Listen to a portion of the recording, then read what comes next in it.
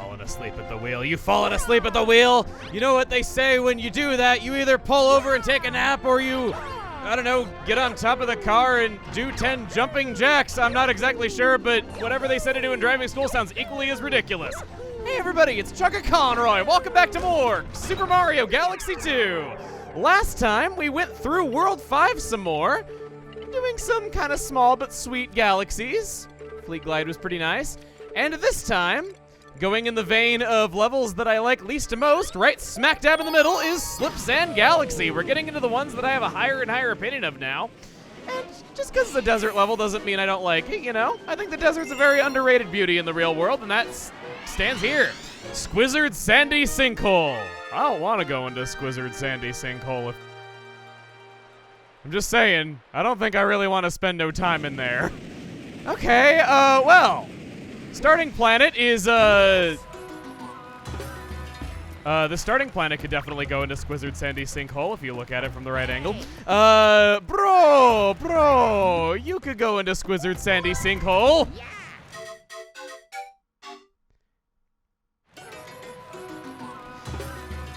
I was going to say humor aside, but I don't really think I can even refer to that as humor at this point, playing it that straight. But, this background is amazing. I hadn't thought about it in a long time, and it's been a long time since I've even seen it, so I wasn't really thinking much about it, but it looks awesome.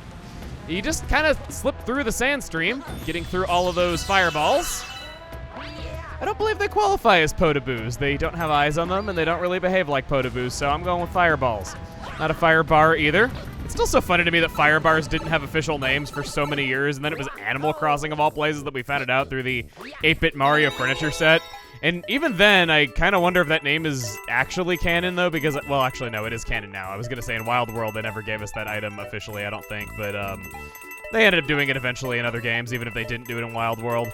I don't know. Wild World was weird, but it had tons of event items that they never gave us, and it was enormously frustrating as somebody who played the heck out of that game. I got my 5 lives. I just realized that I didn't pick up the 1-ups from Princess Peach when starting up here today, so this is probably the fewest amount of lives that I've had in eons. Just gonna burn my butt, but it's okay. There's health right there that I'm not going to get. It's okay, Luigi. You understand, right? That's your thing, right? You always get second in life, and you always understand. That's what makes you who you are. You keep getting back on that horse. Up here... I said up here, not down here. These are the floating, disembodied head of Pokey. Pokey heads only make this one appearance. You stomp on them, you get coins, you spin on them, and you get star bits. Very simple. And this up here is a Chickaboom. Wait, it's not a Chickaboom? No, its official name is Cluckboom. Horrible missed opportunity. You can hit them to knock them down. Star bits will do the trick just as well as a spin. And then you just pop them right in the kisser, and there you go. You also don't have to do it in the kisser. You could also do it in the pooper. That's what I'm going with. I don't regret it. I'm sure your sandhole is also very sinky if this is where you live in. Okay. We're going to take care of these. Got to light the torches. Turn you into star bits by melting you. It's a very violent process of turning living beings into candy. But it's very effective. I'll take the 1-up. These are instant death. Be very careful. Go up. And then up on top of this, do an unnecessarily cool-looking backflip. I keep wanting to put these out because I keep thinking that they're going to give me stuff, but they never do. Starbits don't do anything either, so doubly, it doesn't matter at all. And now, I got to ask you something. Why is it, as we get through this, you'll see in a moment, why is it that they love putting smiley faces on the creepiest Mario enemies? Or is it that the creepiest Mario enemies are the way they are because they're smiling? This is so terrifying. This would have scared the pants off me as a kid, and it at least scares the socks off of me as an adult. These are so, like, they're hollow smiles, and just how, like, they're instant death. I don't like it. It gives me kind of flashbacks to the Tox boxes in Mario 64 and how much those terrified me. I don't like it. Everything smiles at you in Mario, and that makes it so much creepier than it would be otherwise. Maybe it's kind of like the Five Nights at Freddy's effect, where the guy who made that was trying to make legitimately cute characters and everybody was horrified by them, so he used that to his advantage to make a horror game. Maybe someone at Nintendo was trying to make the game look more approachable and less scary, and they ended up failing miserably and making it look more terrifying. Well, these cool-looking stone pillars everywhere. We have arrived.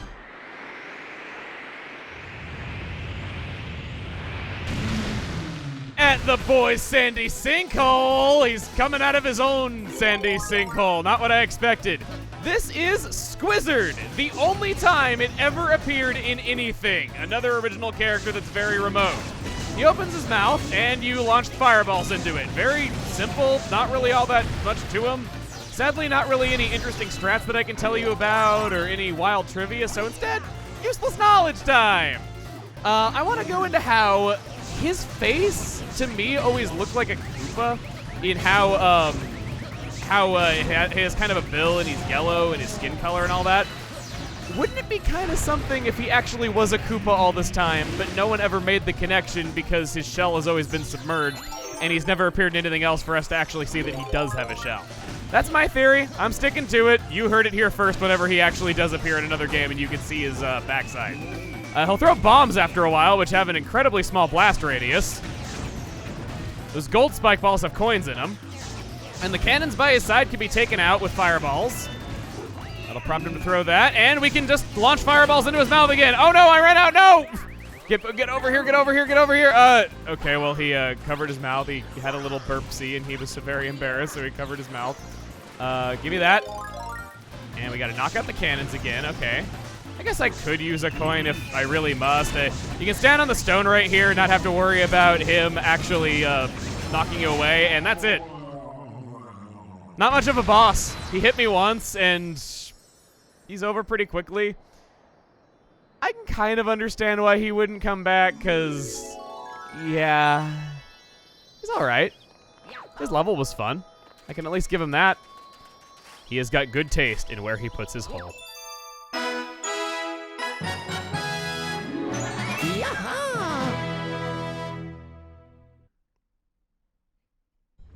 Also, I just looked over at my notes. I don't know what the official name of those smiling things are, so I labeled them as Smiley Death.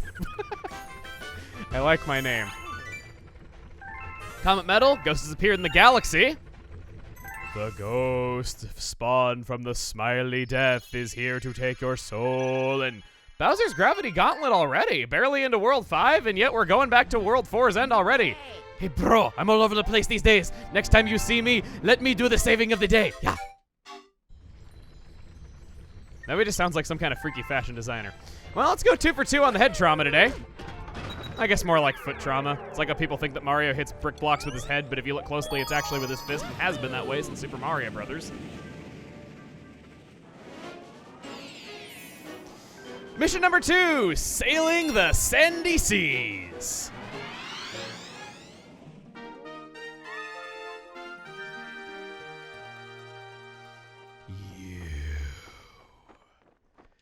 You majestic asshole. I remember you from our last dealing. A lot of little things that I haven't gotten to talk about in a very long time coming back. So the sand now, with his sand hole presumably being the source of things, the flow has now been reversed. You now have to land on those platforms in order to get across, and yeah, it's pretty simple. And not what I meant to do, actually. So you know what? I'm gonna restart. First of all, didn't mean to skip over the life stream that you get from riding the second bundle of rotating platforms all the way to the back. And then second off, now we can actually go inside. Now, you could use the main mechanic that I'm demonstrating right now, where when you go on curves, the gravity follows you, and these arrows point to wherever it currently is going towards. Seems pretty all right. But who needs that when you got backflips, spin jumps, and wall jumps, all being used in perfect harmony with one another. Now, also, I'm gonna go this way and show that if I can get all of these, that would be very great. I'd love to do that. You can just keep standing on this cube, and as it rotates, the arrows will go along with you. Any kind of smooth transition and gravity is your friend. Any kind of harsh transition, not so much. Let's go into this green pipe really quick. Oh. I hate you too. Instead, no. Okay, maybe yes. I'm sorry, just when you try to fight against gravity itself, you're probably going to lose. All right. Coming out over here, we are further along this very long planet. And we gotta talk about this part of the game. I've been wanting to talk about this for a long time, and I've only wanted to talk about it more over the last month as more of you have been telling me about this. Okay, so there is a video floating around the internet of this very part of the game, right here, where I am using spin jumps to just barely get upstream from this, where it talks about how this player tried long jumping and bouncing off the dry bones to gain access to the area at the end of all this sand, and then threw their arms up and decided they needed the help of a speedrunner without trying spin jumps. Then, together, the speedrunner and the maker of this video came to the conclusion that you needed to do frame-perfect spin jumps to make any progress, and that reaching the end is nearly impossible. Just, what? Like, I'm sorry, I'm not insulting the people that made this video. You seem like nice guys and everything, but I'm gonna call out this video that makes it making it sound way more complicated than it actually is. Shortly before this video was published, I found the secret on my own and got it on my first try. You're seeing me right now. I'm not missing these inputs, and I am not anywhere near good enough to hit a 1/60th of a second input this many times in a row. I could maybe get one, maybe two in a row, but never this many. I'm not even close to that good. And I've seen sources parrot that these 3 1-ups are the most remote thing in Super Mario Galaxy 2. It's not nearly impossible. It is time-consuming, and it did tire out my arm, but it's not that difficult. It's fine. Like, you can totally get those. Danger, don't fall. Thanks. I would say that I can read signs, but I guess you would have to read the signs to see the skulls in the note of that anyway. Anyway, the legendary Sandbird here is getting his comeuppance for all the hell that he put me through my childhood. Yeah, he's not exactly having the best day, getting dismembered by cactuses and all. This segment is made a lot easier by just stun-locking the Magic Koopas with star bits until you get close enough to attack them. By doing that, they will never attack you. You just knock them out of their attack animation, go into them, and spin. As always, when spinning into Magic Koopas, they will turn into coins. If they get their attacks off, their fireballs will destroy the footholds, and that can get out of control pretty quickly, but you should be fine if you can hit the magic. Thank you. All those sweet iron-rich nutrients just going to waste in the sandy abyss, which I guess the sandy abyss would also probably be pretty rich in iron when you really think about it. I remember being like so amazed when I found out that the nutrient of iron like is the same as the metal in biology class when we had to like mush up Kellogg's cereal and stick a magnet in it after getting it wet, and we actually saw that it really stick. And I'm like, oh my god, I've actually been eating metal this whole time, and I thought that, you know, that was just 2 unrelated things that shared the same name. It was such a mind-blowing moment to me. I don't know. Maybe I just wasn't that much. Here we got the Silver Chomp here to cause us trouble again. He is slightly homing, though he can't make tight turns. Unfortunately, Starbits just plink off of this guy. Hold it out. And we should be good. Grab the star. Nice short and sweet mission. I think both of those are pretty fun, even if the boss wasn't really the greatest in the world. And I guess we did kind of need a boss that used the Fire Flower in some way, shape, or form, and it's not exactly easy to come up with new ways for hitting things with a Fire Flower after how many decades it's been at this point, so that one gets a pretty good pass from me. 75 stars. Again, another number that feels very big to me compared to the number that comes before it. 74 just doesn't feel nearly as big as 75. So, we got one more place that we can go, and we can gawk at the majesty of the Grand World map while doing so, as we... Oh! We got 2 comet medals. How did I miss this one? Did I just not go for it after clearing a level recently? Okay, well, Starshine Beach seems more overdue. I genuinely hope that this was not just on screen right now and I just wasn't paying enough attention to see it because I was too busy talking about pickles or whatever it is I talk about when I'm venting ad nauseum. Here we got Purple Coin Beach Dash. This sounds like a great way to end today, actually. This is the kind of short and sweet mission that I kind of like going out on. This is another kind of notoriously difficult one. So let's see how we do. Super Mario Starshine! Woohoo! 35 seconds, collect the 100 purple coins. I believe the sign there's 140 purple coins total. Just wanted to go over that really quick. Tilt the control stick. Yes, I would have never known that when it came to moving. It's not like we've... Well, I guess maybe you could have not done the missions as power-up as in before, so you're being considerate, which I can't get too mad at that because accessibility is not the thing that is ruining games. At least I don't think it is. I think more accessibility is always good, just so long as you're not alienating the existing audience. Give me that. And I really appreciated your words of encouragement when I was talking about my story about this level before. Wow, that was really easy. So much for Notorious. I really appreciate that because I wasn't really sure how exactly that was going to go over. It was just kind of what I immediately think of when I think of this level. Hello. Hello. Am I finally going to... Why can I never go into first person when I want to? Why do I sound like Strong Bad? Why am I advertising my cool game for attractive people now on WiiWare? Okay. Yoshi, what if I leave you to go make out? Okay. He's like, no, Mario, I need my wingman. I can't make out without you. You know what? I am sick of this. I am just going to throw my arms up and say, we are not going to take it anymore. I demand progress, and I am the one who has the power to make that progress happen, and me and only me can do that, unless there is a Twitter hashtag made protesting me, because that seems to get everything done these days, for better or for worse. Oh, yeah.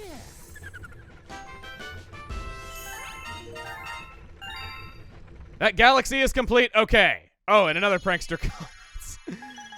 All right, well, this is the kind of day that we're going to be having the next time that we go out into space. What I'm going to do is go back to Yoshi Star Galaxy and just do it there because I know for a fact that you can do it there, and I was just kind of hoping that there'd be another level like it. Okay. You can't go into first person here either.